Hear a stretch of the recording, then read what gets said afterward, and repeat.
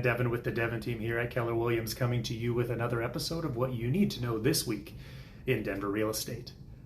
Well, our market pushes on, with inventory remaining incredibly low, causing our prices to rise.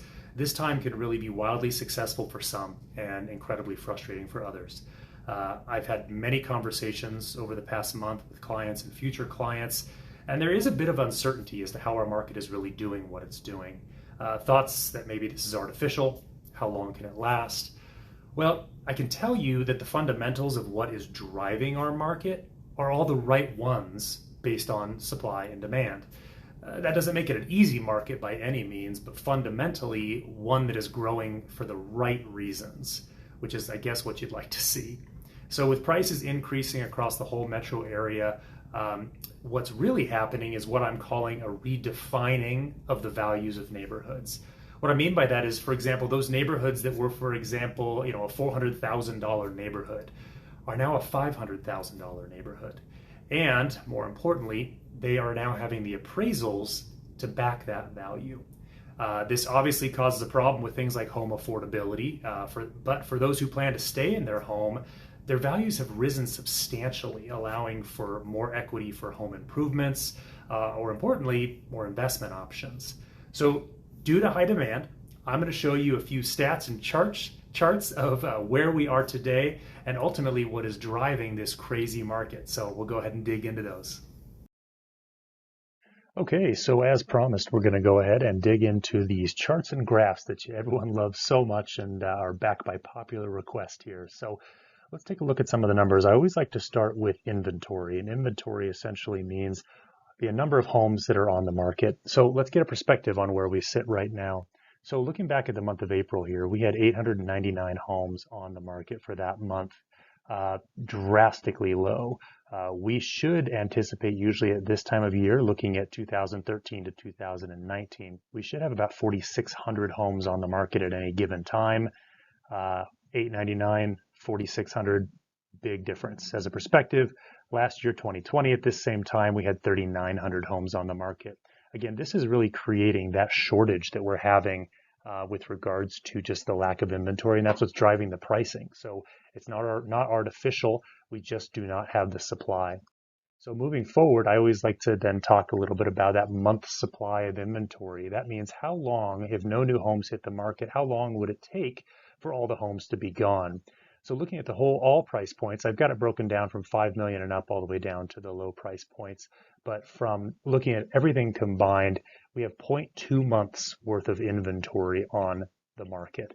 Essentially, if no new homes hit the market within 2 weeks, you'd have no homes to choose from. That's how drastically low our inventory is and what's driving the prices up. So a big key point that I tend to focus on quite often is, when do you hit that market balance? So people say, oh, is it a bubble? Are things going to burst?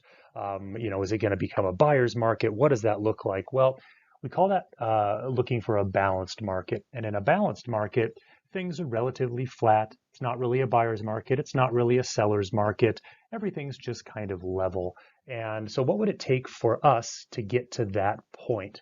Well, right now, for the Denver metro area to hit what we call a balanced market, which means it's going to be 6 months worth of inventory available for people to pick from, we need about 23,000 homes on the market right now. 899 is what we had last month. So huge discrepancy in the two. So what we're seeing is probably what we're going to be seeing for the near future. I don't see a way that that many new units are going to come back on the market where we're going to be able to find essentially 23,000 more homes for sale. Again, these are all factors that are driving this market. So let's take a look at the average days on market. This means that when a property comes to market, what does that look like in terms of how long before it's under contract? Well, in April, the average days on market was 9 days on market. That means it goes online, goes out into the MLS. It's there on average for 9 days. So that includes those that go, in 2 days. That includes those that take 3 weeks, those types of things. But 9 days on market. Averaged 2013 to 2019, this would normally be about 29 days on market at this time of year.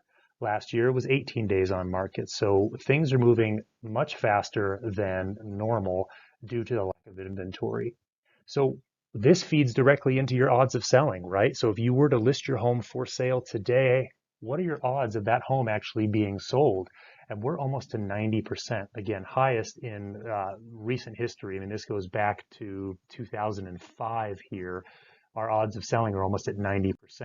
To give you some perspective on that, let's take a look at this. So odds of selling right now are 87.2%. The average from 2013 to 2019, we would normally see your odds of selling at this time of year being about 58%.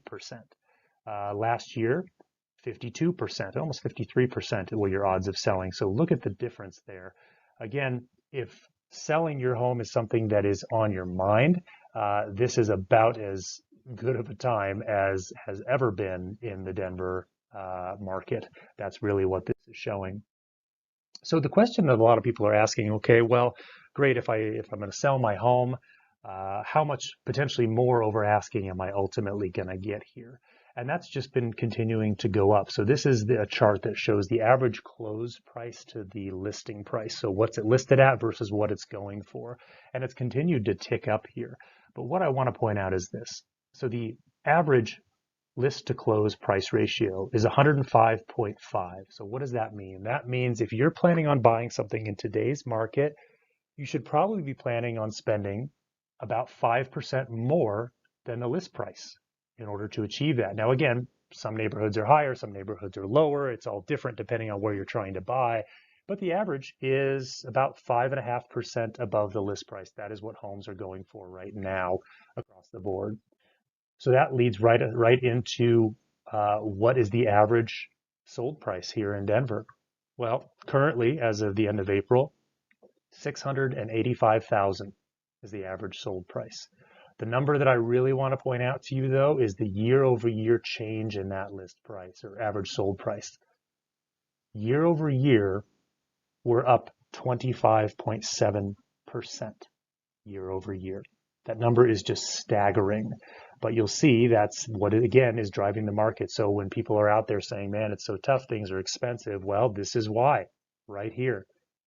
That lack of inventory has just really caused our pricing to just continue to go up at a rate of 25.7% from the same time last year. So are you thinking about making a move this year? If that has crossed your mind even the slightest, we need to talk. With historic appreciation rates over the past year, you could have all that equity in your home really start to work for you as well. So I'm always here to help. Give me a call, Ryan Devon, 303-579-9428. Thank you and have a blessed day. Take care. Bye-bye.